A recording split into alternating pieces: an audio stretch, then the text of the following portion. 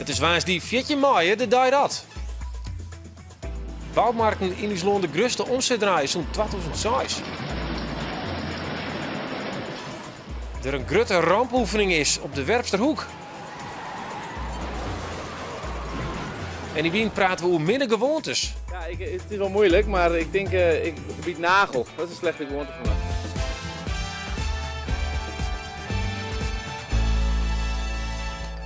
Ja, goejoen en welkom bij Bient. De vaststelling Is Vastin van Theater had alle dagen een speciaal plakje in ons programma. De spelers werk je naar de première van morgen. Heel spannend alweer. En voor haarrolspeler Brecht Wassenaar is het haar eerste grote rol. Ik wie net zo'n band die dacht van, oh, ik wil actrice worden. Of nee, ik vond het meer heel erg leuk om te doen. En ik wist eigenlijk nou net zo vol van die vrouw, oh, dat ze er überhaupt in werk van maatje koos. Dat wist ik helemaal net. Heel iets minder mensen schakelen een advocaat bij een conflict. Dat komt doordat de juridische help kwartlien flink duurder worden is. Ook de regels van vergezen juridische bijstand binnen onscherpen. De drempel om een advocaat in de eem te nemen wordt dus heel iets hoger. Daarover aanst een peteer hier aan tafel. Eerst gaan we naar de Zuidwesthoeken, want advocaat Ole Klabouw van Snits had een opmerkelijke oplossing voor dit probleem betocht. Hij ziet zijn cliënten op met een mobiel kantoor als een soort van rijdende advocaat. Zo'n juster had Friesland een nieuw juridisch fenomeen, de rijdende advocaat. Naar voorbeeld van de rijdende rechter komt meester Ole Klabouw uit Snits ten met zijn mobiele advocatuur van 1,5 meter lang naar de meesten taal. Het is vergezen, ja. Het staat op gratis rechtshulp, dus ja. Dus En dat dacht? ik dacht dan kan je heen gaan. Vanzelfs had meester Klabouw ook een kantoor van Stien in Snits. Maar het viel hem op dat hield iets minder mensen uit de regio daar naar komen. Ik zie nu dat dat steeds minder wordt. Dus het lijkt wel alsof mensen behoudener worden en terugblijven in hun huis, ook al hebben ze een probleem. Hij had enig idee hoe dat kan. Je ziet dat het recht halen steeds duurder wordt. En nou ja, dat zie je dus ook bijvoorbeeld bij de kosteloze rechtsbijstand en gefinancierde rechtsbijstand, moet ik zeggen. Als je beneden een bepaalde grens zit met je inkomen, dan kan de staat betalen, de overheid betaalt. Maar dan moet je een eigen bijdrage betalen. Nou, die eigen bijdragen die zijn enorm omhoog gegaan. Waardoor mensen denken van ja, ik ga gewoon niet meer mijn recht halen bij een advocaat. Het wordt veel te duur. Een van die meesken is Siet Saloon. Hij kan van de gemeente een stuk iep en bierengroen om zijn eigen hier een bijkeepje. Maar vindt dat de gemeente dan wel de kosten van een nieuwe wolbeskoeiing betalen moet. En die wil dat net. Maar om daarvoor nou naar zo'n deftig advocatenkantoor te stappen? Daar heb ik nooit aan nagedacht. Nee? Maar ik heb in wezen ook een rechtshulp, bijvoorbeeld heb ik er een verzekering voor. Dus ik denk, dit is makkelijker. Werkt dit dan echt drempelverlagend dat je hier wil heen gaat? Ja, dat vind ik wel. Ja. Ik stap nog niet zo gewoon bij een advocaat naar binnen toe. Nou, succes dan. Ja, dankjewel. De advocaat loopt meer als een jaloeren van Siet Saloon uit. Meester Klabouw zocht kansen. En u hebt nog niet gekocht op dit moment? Nee, dat gaat me mee, maar ik vind die notariskosten zo hoog. Het is gewoon een koopovereenkomst. Nou, en die meneer die zegt ik wil graag een stuk grond kopen, maar dan moet het wel goed zijn. En daar heeft hij gelijk in. Ik ben dik tevreden. Want zelf heb ik er het ballen verstand van. Dus ik denk, laat me dan gauw een keer waar, maar het is goed uitgelegd. En ik zal nog een brief van mij schrijven. En dan kunnen we dat zien, dat we verder komen. En vergeet het kost het jou eens neer. Nee, dat is het mooiste. Nou, kijk, het is natuurlijk zo, ik moet natuurlijk niet rooms zonder paus zijn of boter op mijn hoofd hebben. Er zit natuurlijk ook een commerciële gedachte achter. We helpen de mensen verder. Op het moment dat het echt een procedure wordt, of als er heel veel briefwisseling en het wordt echt een groot geschil, dan gaan wij kijken van, is het nu niet rijp om naar een kantoor te gaan die bijvoorbeeld goed is in strafrecht. Dat doen wij niet bijvoorbeeld, maar dan verwijzen we naar een specialist strafrechtadvocaat. Dus dat proberen we wel objectief te doen. Goedemiddag. Hallo. Hallo, goedemiddag. Dan zie je het een nieuwe klant haar rollen. Janke Hoekstra strompelt met squorde ankelbon het mobiele kantoor van Klabouw binnen. De vrouw stapte in balk uit de bus, stroffel in tjustroer een brieke stier en kwam akelig te vallen. Ze wil nog skeervergoeding van de busvervierder. Nou, ten eerste moet ze aantonen dat die stoeptegel uitstak. Nou, ze heeft er nog geen bewijs van. Dus dat moest ze, als ze weer gaat, moet ze foto's gaan maken. Als zij dat kan aantonen, dat het aan een ander lag, donker was, zij niet kon zien dat die tegel uitstak, omdat het te donker was buiten, en zij viel, dan is er iemand aansprakelijk. En als zij dan die schade nog kan aantonen, heeft ze een goede zaak. Ik ben wel tevreden met het advies, jawel. Als de advocaat dit initiatief net nam hier, dan wist u net bij zijn kantoor naar binnen gaan? Nee. En dan kun je in je kantoor blijven, maar ik zei er net van nee, ze komen niet naar ons kantoor hier, dus wij gaan naar de mensen toe. Dus wij rijden nu daarom door de hele Zuidwesthoek en we zijn op termijn, als het aanslaat, van plan om ook wel het noorden van Friesland op te gaan zoeken. Hoe gaan jouw collega's op dit initiatief reageren? Nou, dat moet de komende tijd nog blijken. Ja, dat jaren we nou, want ik praat je verder met de louter advocaat Bart Canois. Ja, je bent vaker bij u in de studio om te praten over juridische zaken. Ja, dit is heel wat oors als een grote strafzaak. Maar dit is wel een verroring, denk ik, in hoe de advocatuur is. Wat vind je van dit initiatief? Ik vind, als ik het zo zie, vind ik het een heel leuk initiatief, een heel goed initiatief. Het is drempelverlagend. En mensen, wat je ook hier in dit filmpje ziet, mensen willen hun recht halen. Voelen op een gegeven moment of financieel of om andere redenen van ja, naar een advocaat gaan, nee. En nu wordt je dat makkelijk gemaakt en dat is alleen maar beter. Ja, heb je voor jezelf wel iets betocht van ik maak een caravan erom knopen en dan ging ik de strit op? Ja, maar ik denk dat ik dan als strafrechtadvocaat alleen nog maar bij een gevangenis kan staan. Veel van mijn cliënten die zijn natuurlijk gevangen. Maar het is wel zo dat ik zelf ook in de praktijk, bijvoorbeeld bij minderjarigen, dat ik ze thuis bezoek als ze voor de rechter moeten verschijnen. Dat vind ik ook drempelverlagend, omdat ik dan zie dat die minderjarige, als die thuis is, zich beter gedraagt zoals die is dan op mijn kantoor waar die tegenover het bureau zit en alleen maar ja en amen roept. Ja, maar laten we het even hebben hoe die drompel. Ja. Die schijnt heel heeg te wezen. Mijn eerste idee wie ik van ja, dan stap je daar dus zo'n duur gebouw in, vaak een mooi statig pand en een gouden plaquette erop. Ja. Van hier zit een advocaat. Als het in vraag stelt, best wel €50 kwijt. Ja. Hoe kan dat mensen dat zo in de hol hebben? Want dat is dus helemaal net zo. Nee, het is zeker niet zo. Omdat veel advocatenkantoren hebben gratis inloopspreekuren, hebben gratis eerste gesprekken voor de duur van een half uur, houden spreekuren in buurthuizen. Toch leeft het idee inderdaad precies zoals u het aangeeft. Ja, dat grote gebouw instappen bij de advocaat, dat gaat meteen geld kosten. Maar, als je dan zorgt naar dit initiatief, kun je dat dan, ja, je zegt ik vind het een goed initiatief, maar wordt er op een gegeven moment echt net de stempel van advocatuur, wordt het net een beetje naar onderen hellen? Want ik ben een merkkeepman die het, huppatee, verkeep je het maar. En... Weet ik niet. Ik weet ook niet of we nog samen met de notaris en de huisarts die notabelen zijn. En ik wilde veel meer de nadruk op leggen dat dit dus een advocaat is die drempel zo laag maakt dat mensen eerder het initiatief tonen. Heb ik ergens een recht en kan ik het ergens halen? En dat is een goede zaak. Okay. We hebben ook bellen met de deken, dat is de voorzitter van de advocaten in het noorden. En die zei van ja, ik moet dat eigenlijk eerst nog maar eens even onzien dit. Ik ken eigenlijk nog net een soort van fine. Wat vind je van die reactie? Dat je nog net concreet iets hoe zeggen krijgt? Nou, ik weet niet of het nou zo heel nieuw is. Ik doe niks af aan het initiatief. Maar het is in wezen buiten je kantoor gaan, ergens anders spreekuren houden. Hij doet dat nou op 4 wielen en gaat dat op verschillende plekken doen. Maar hij had ook af kunnen spreken met diverse buurthuizen. Ik kom langs. Dus ik vind de stap die hier gemaakt wordt, ziet er heel goed uit. Is nou niet zo ontzettend nieuw dat ik daar zou op willen reageren. Ik kijk nog even aan. En privacy, want daar staat de deken echt van, dat is nog wel een probleem. Dus het is ergens in het dorpje, dan stap je net zo makkelijk zo'n bus in. Omdat elke die schenkt van, nou ja, die gaat zeker skiën, of zo, die vrouw die gaat erin, of de boven shirt dat erin gaat, die denkt, nou dat zal wel hoe die hergaan. Ja. Of we weten al wat er gisteravond is gebeurd en nou stapt hij ook nog eens een keer die bus binnen. Ja, zou inderdaad wel kunnen. Was natuurlijk ook al een probleem als je die spreekuurten in buurthuizen houdt. Is misschien altijd een probleem. Durft men wel een advocatenkantoor binnen te gaan, daar aan de deur te staan. Maar ik geloof nou niet dat probleem nu ineens zoveel groter is. Oké, en dan hoe de prijs, want we jaren dus dat je, nou, ooit krijg je schuld. Hoe heet het ook weer? Schuldverzekering. Ik ben even de rechtsbijstand. Sorry, ja. Maar dan moet je een eigen bijdrage betalen. Ja. Modaal gezin betelt ongeveer €900 zelfs. Is dat bedrag nou echt zo heeg dat je dan net naar een advocaat gaat? Als je problemen hebt die financieel te waarderen zijn onder dat bedrag wat je als eigen bijdrage moet betalen, dan ligt het al op de loer om te zeggen, laat maar zitten. Dat is jammer, want het zijn wel hoge bedragen voor mensen, honderden euro's. En ik denk dat er ook wel meer redenen zijn dat het dat niet goed is om die drempel financieel zo hoog daar neer te zetten. Want je recht halen, ook bij een overheid, vergeet dat niet, vaak haal je het recht bij een overheid.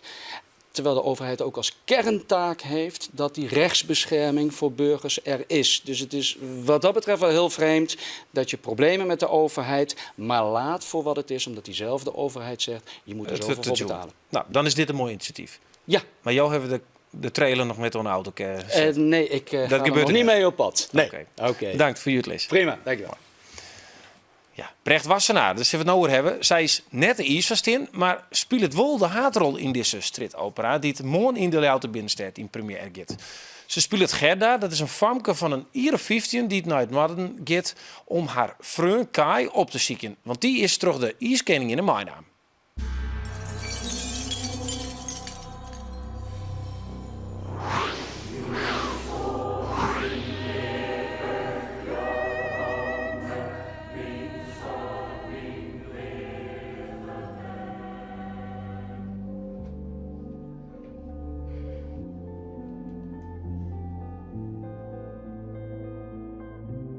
Hoe zat die rol er precies uit, Brecht? Nou, ik speel je een jong famke. Hoe oud ze precies is, dat weet ik eigenlijk net. Maar, Sinjan? nee, wel wat ouder. Ja, wel iets ouder. Maar ik speel je wel echt een famke dat jonger is dan dat ik zelf ben. En die nog wat speelser is. En die eigenlijk de vrouw aan het ontdekken is. Ja. Ja, en het is maar heel veel muziek, maar opera en zo, dus dus het is wel en op verschillende locaties. Ik gist echt terug Ljouwert heen en dan komt het echt op plakken waar normaal misschien wel om voorbij dienst. Oké. En nou wordt het opeens een hele andere wereld, wordt het opeens een plak van een personage of een huis van iemand of een hele andere wereld. Maar nog steeds maar datzelfde gebouw wat er daarvoor ik al stier, dezelfde plak. Ja, zoals het ervoor ik al uitzag, maar nou wordt het een soort van sprookjeswereld. Ik heb docent theater studeren in Ljouwert. Oké. En dat is nou 2 jaar dat ik afgestudeerd ben. En sindsdien ben ik eigenlijk ontspelen, maar ik wil lesje aan en regisseren en presenteren. En Oh, dus alles wat maar een beetje met theater. Juist, alle aspecten. Ja.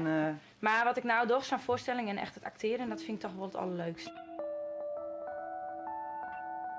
Maar ik wie net zo'n band die dacht van, ik wil actrice worden. Of nee, ik vond het meer heel erg leuk om te doen. En ik wist eigenlijk nou net zo vol van die vrouw, dat ze er überhaupt in werk van maatje koos. Dat wist ik helemaal net.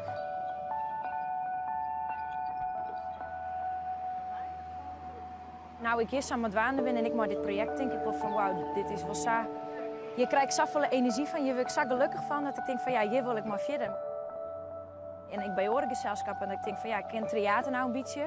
En daar wil ik heel graag in verder, maar er ben ik nog heel veel oren plakken in Nederland en misschien zelfs wel ergens anders waar je dit echt dwang kennen. En daar richt ik me nou wel meer op. Ik denk van, ik ken nou dit, wat is dan de volgende stap?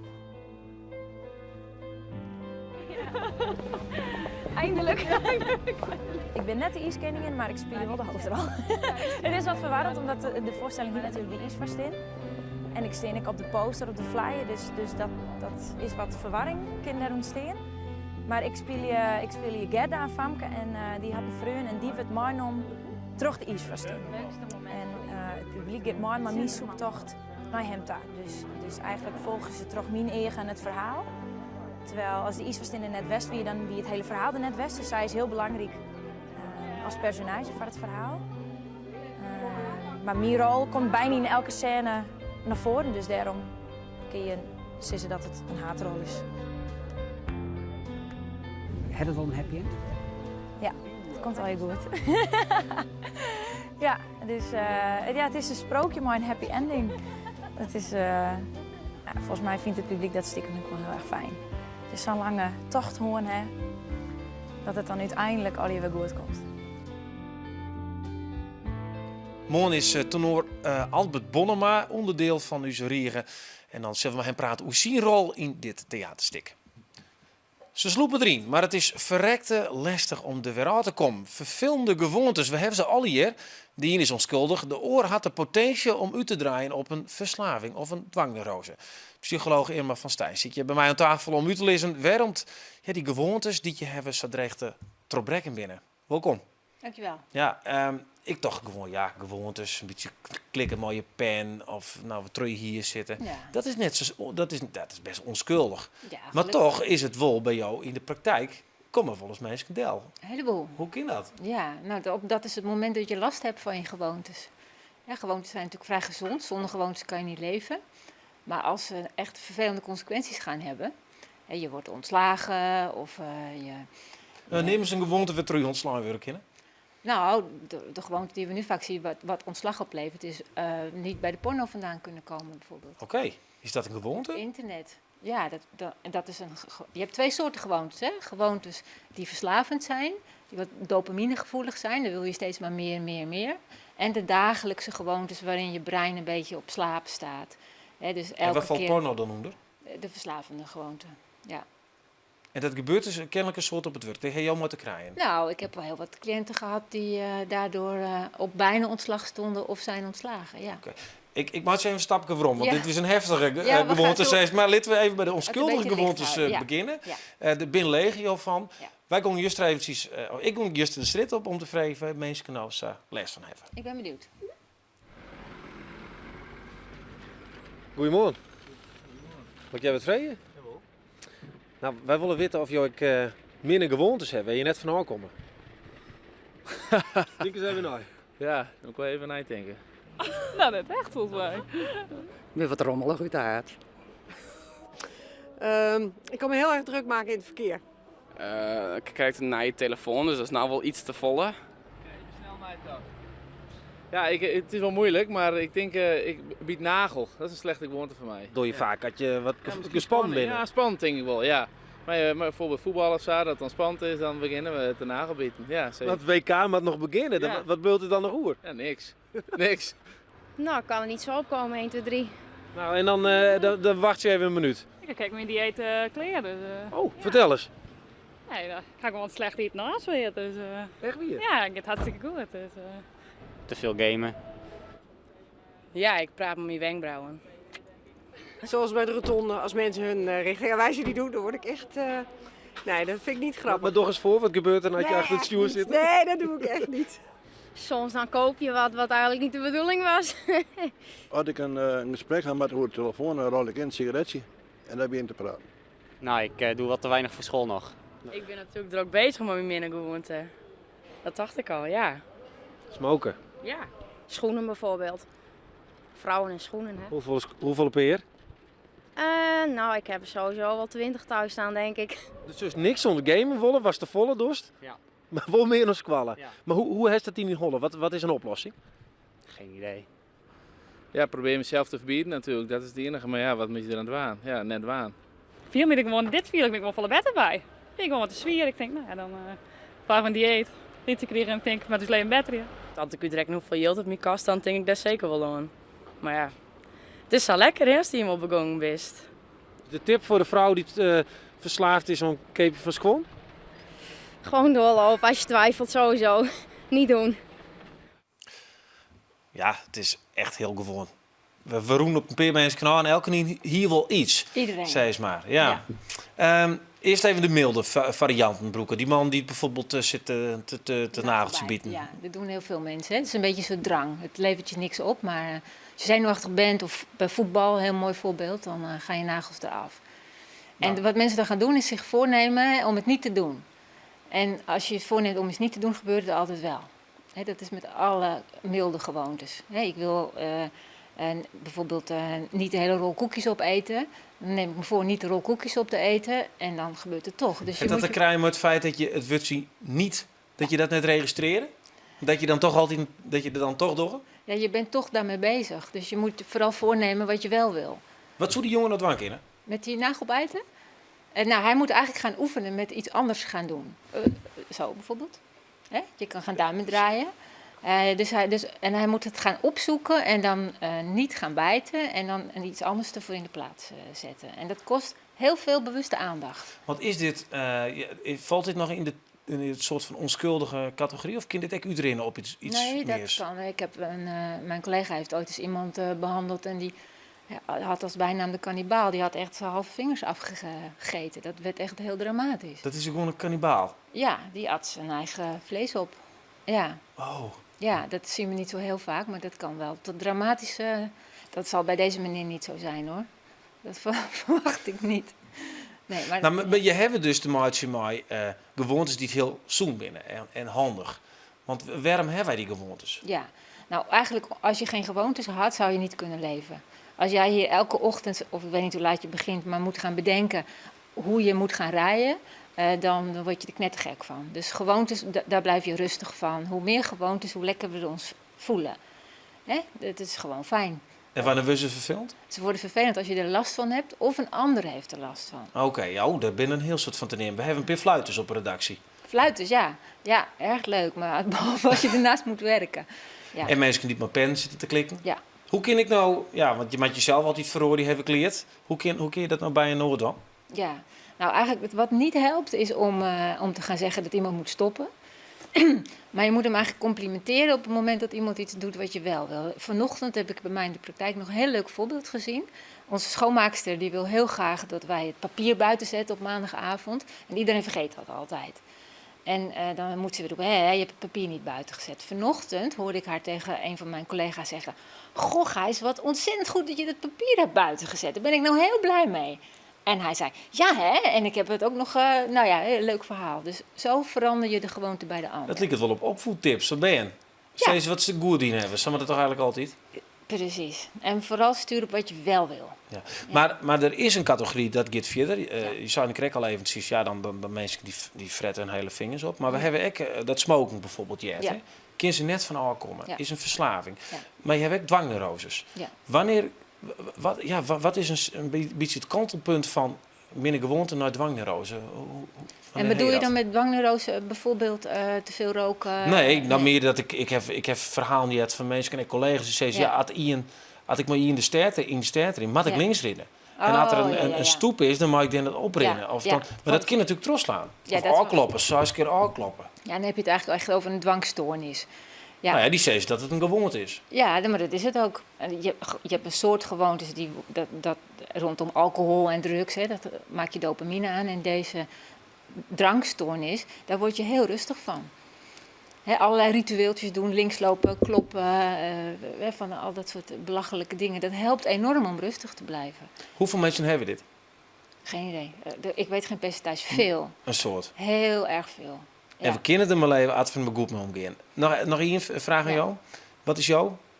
Mijn slechte gewoonte? Dat is fans hagelslag uit het pak 's ochtends opeten. Nee, net in zijn ballen? Nee. Ja, ook daarna op je Ja, ik nog. Ja. Maar, ja. En maak je ervan af? Vierde oren dat je ervan af maakt misschien? Weet je, die pakjes zijn een paar maanden geleden kleiner geworden. Dus ik moet nu steeds vaker pakjes kopen. Ja, nee, ik vind het niet zo erg. Oké. Nee. Ik heb nog een vraagje van de euthanasie. Ja. Puur of molken? Melk. Oké, nou weten we dat ook. Bedankt voor de uitlezen. Ik denk dat een soort mensen je thuis denken, ja, bliksem, dat heb ik ook. Ja, denk ik ook. Maar als het net te slim is, gewoon lekker dwan. En als het... Ja, en als je het wil veranderen, ga vooral dat doen wat je wel wil doen. Handige tip. Niet bedenken wat je niet wil. Oké, ik zal het onthouden. Ja, een van mijn gewoontes is om aan het eind van zo'n parteer te zeggen, bedankt. En een hele noffelijke joen verder. En daar houd ik net mee op, dus dat doe ik nog weer. Noffelijke joen verder.